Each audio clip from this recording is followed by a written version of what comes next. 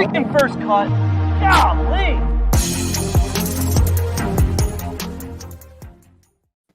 Welcome to the First Cut Podcast. I'm Rick Gehman, and this is your round 3 recap for this week's Valero Texas Open. And joining me to break it all down, it's Mark Immelman. Mark, that looks like another hotel room to me. How are you? It is. It's very intimate in this place. Yeah, I'm on. There wasn't a desk for some reason in this place, so we sort of perched on a little thing that's almost a bedside table, and it's precarious. If the whole lot goes tumbling, you know why. Okay.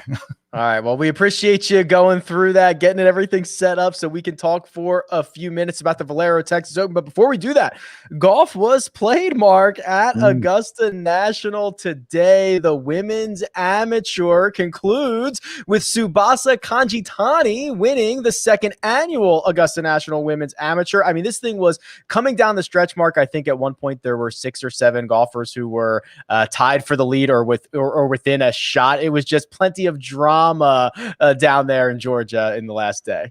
You know, it certainly was. And I've got 2 sort of main takeaways. And the first one is that for the second in as many years, I've been absolutely glued to the show. I mean, edition number 1 with Jennifer Kupcho and Maria Fassi. I mean, I couldn't take my eyes off those 2 as they were coming down the stretch there. And then today, I just loved the way the golf course began to play because it got my mind spinning about what this place is going to be like Thursday through Sunday for the Masters proper. And then you've got Rose Zhang, who's been playing awesome for a while, and you got the young Swedish girl who was in the Erica, I think it was Lynn Blatt, I can't remember her first name. She was in the final group there, and it was ebb and flow and sort of all sorts of buzz around the golf course. There were lots of people out there, which was cool to see, and then, you know, for girls, I should say, to post and then have those numbers hold up, that's always fun. I think the playoff in many respects was perhaps, if you're a fan like me, a little bit of a letdown, but it spoke to, you know, the way Erica, the one playoff member, Emilia, I should say, Migliaccio, you could see the nerves on all of them, and she sort of showed it some of that approach shots. And then she's got a difficult shot off an uphill lie over a bunker. And so when these sort of things begin to transpire and it's happening on international television, you can see how meaningful this stuff is. And so for me, it was like, wow, just the second edition of the Augusta National Women's Amateur, and already this thing's a fixture. Because you could just see the meaning of it all. It was etched over the player's face. And then to have a young Japanese 17-year-old star, I mean, she is about to be a folk hero in Japan after the win here.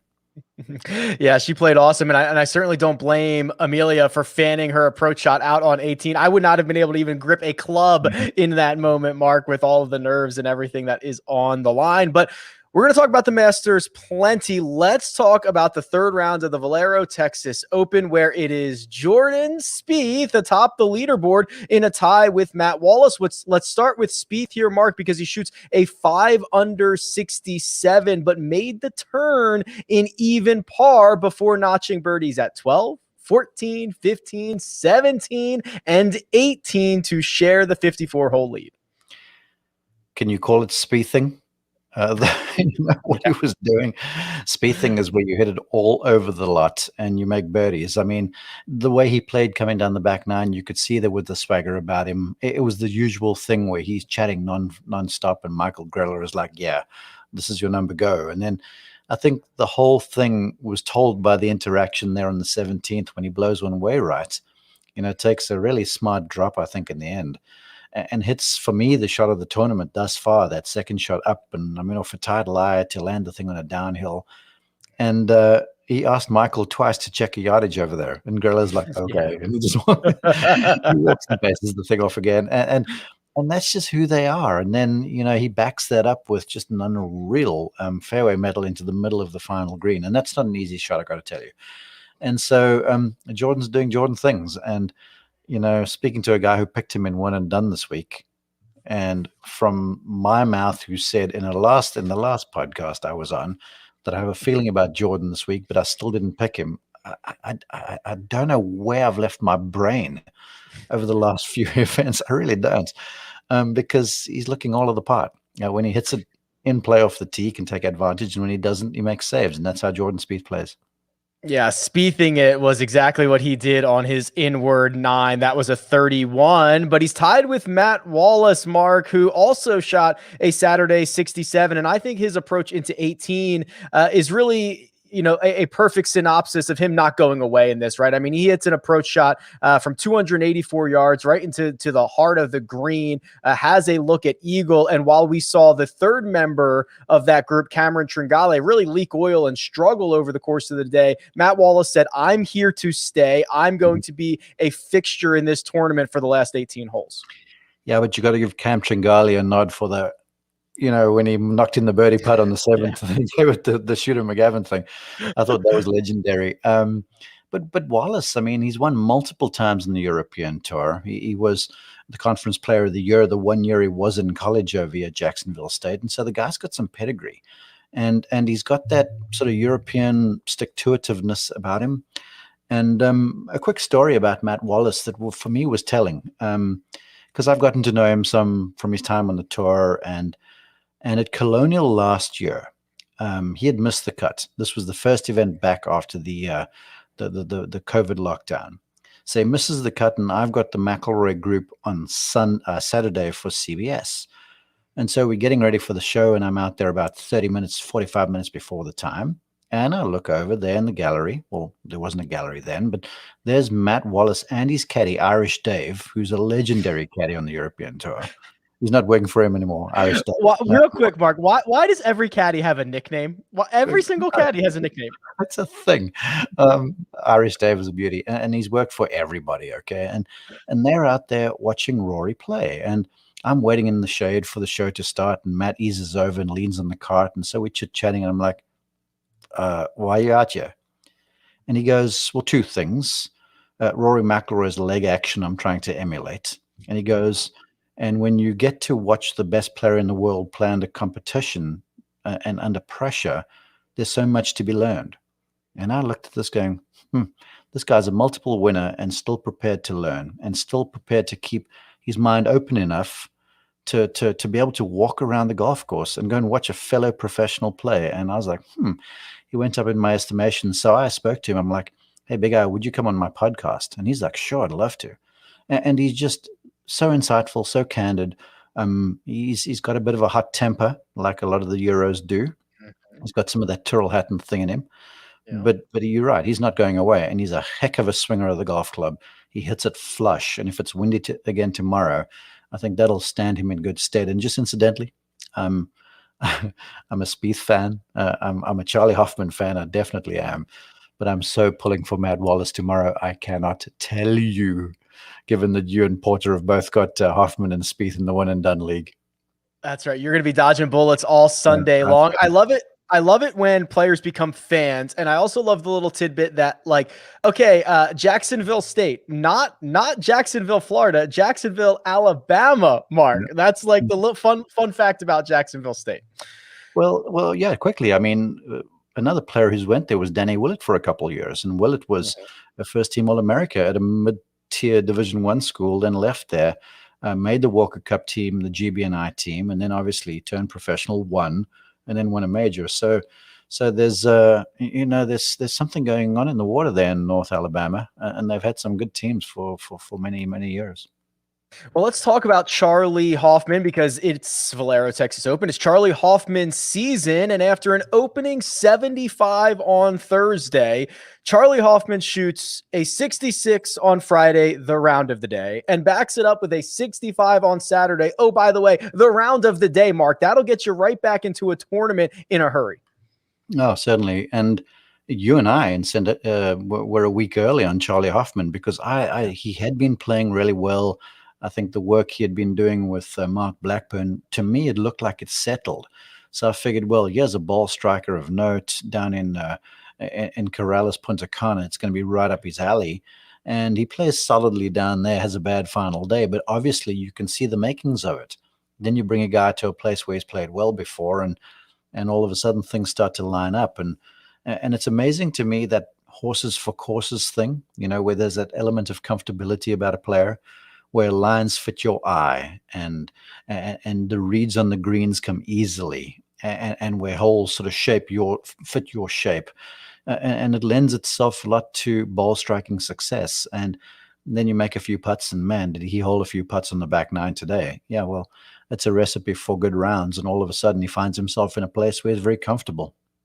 Speaking of horses for courses, Charley Hoffman is a thoroughbred at TPC San Antonio. Since 2006, he leads all players in top 5 finishes. He's got 4 of those. Top 10 finishes, he's got 6 of those. And top 25s, he's got 11 of those. Mark, I think we should probably just be doing the same thing we do with Webb at Wyndham and Rory at Eastlake. We should just be penciling him in right here every single year. Yeah, I've lost my mind. I have. I'm actually going to check myself in, Rick. I'm a little concerned about my one and done selections over the last few weeks. All right, we're going to look ahead to our final rounds on Sunday and talk about who we think can take this thing down. But first, we're going to take a quick break and hear a word from our partners. And we're back. All right, Mark, I'm going to ask you to put aside your rooting interests. We know you are dodging Jordan Spieth, dodging Charley Hoffman on Sunday, but it is Wallace and it is Spieth at the top, and they're 2 shots clear of Hoffman, who is then 2 shots clear of Cameron Tringale. So I think it's safe to say, and odds makers would agree, that the winner is probably coming out of either Matt Wallace, Jordan Spieth, or Charley Hoffman. Would you agree with that sentiment?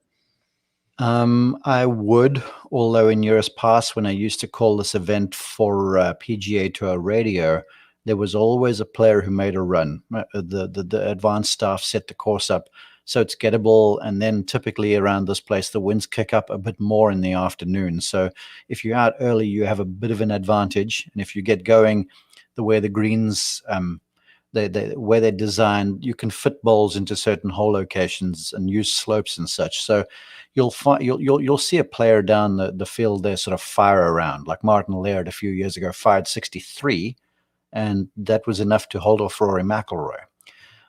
So I feel like there'll be some sort of a round shot in the morning, and something will be posted that the players will have to beat. But this is what I know for certain. I've been beating the drum since, when was it? Sunday night last week.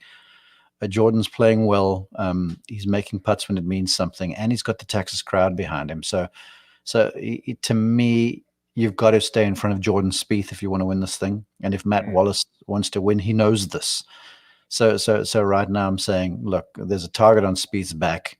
The only person that can beat Jordan right now, to me, is Jordan Spieth. And if he doesn't, I feel like he picks up his first victory in a while.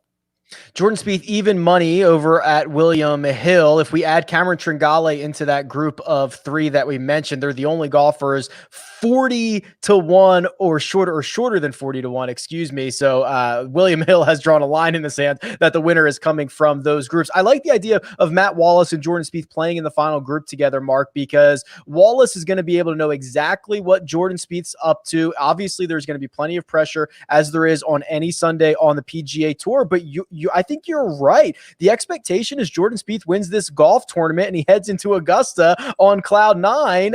Matt Wallace is certainly going to do his best to play spoiler on Sunday. Yeah, the key for all of them, but especially for Spieth, who's dodging a little bit of an errant driver like he normally does, is you've just got to avoid the double bogey ball off the tee. He doesn't have to gain strokes off the tee, and now I'm sounding like Kyle, forgive me. He's got to put the ball in play and then allow his iron game and his wedges and his putter, which are his strengths, to sort of do the trick. And there's going to be a bunch of sort of punch and counter punch going on, I think, early in the round, because the front 9, it's certainly the harder of the 2, and there are fewer birdie opportunities. So you'll see sort of ebbing and flowing and dodging of bullets over the first 2.5, 3 hours of play. But then you're going to start to see it get a bit exciting, and folks will get excitable late in the round. And you've got holes like 14 certainly, and then 15's a hard 4, and 16 you can make a birdie on that 3, and 17, 18 of course. And I think it's going to come down to one of those those final few holes. I certainly feel the same way. And finally, Mark, Jordan Spieth, 18 holes away from ending the streak. We all know no victory since the 2017 Open Championship. If he pulls it off the week before the Masters, are we going to be able to resuscitate Kyle Porter? I mean, how is this going to work? Like, are we going to be able to get in contact with him? Will anybody have eyes on him? Is he going to have a wellness check? What's going to happen here? Well, he's got to have I think he's arriving in Augusta now, so he's got to have his COVID test. So we'll know about that. At least that'll be clear. But I think we can handle Kyle with Jordan winning in Texas. I think if Jordan wins in Augusta, Georgia, then it might be the end. I really do. And then we'll have to send out a search party. All right. Well, you're the closest, so you'll have to lead that search party if it happens. But for now, we're gonna put a pin in the Valero Texas Open. We've got 18 holes to go. We'll figure out how this all shakes out over the course of Sunday. But for now, let me thank producer Jacob doing all the hard work behind the scenes, and let me thank Mark Immelman, who you can find on Twitter at Mark_Immelman, and you can find me at Rick Run Good. This has been The First Cut, and we'll catch you next time.